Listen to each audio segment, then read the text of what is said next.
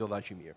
Shiko, realisht kemi patur një botëror të veçantë, sepse ka pasur shumë ndeshje edhe na ka dhuruar emocione shumë të forta, ka dhuruar spektakël.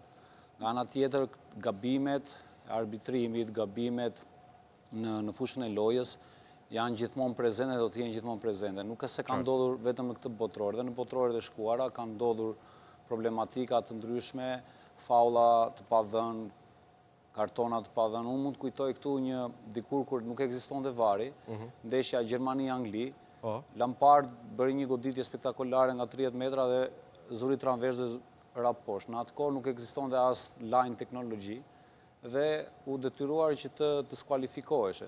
Me kalimin e kohës, këto problematika filluan që të rregulloheshin me sistemin VAR.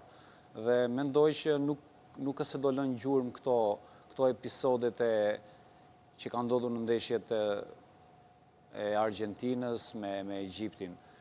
Duket sikur Argentina i është dhënë një dorë, por mendoj që Argentina më shumë e ka çuar deri në atë pikë, pra domethënë ka riskuar jashtëzakonisht shumë me mënyrën e lojës që ka bërë, me strategjinë që ka zgjedhur, dhe ka qenë çështje fati që më mbrapa pastaj dhe ka kthyer rezultatin. Dhe ka kthyer rezultatin. Pra, mund mendoj që të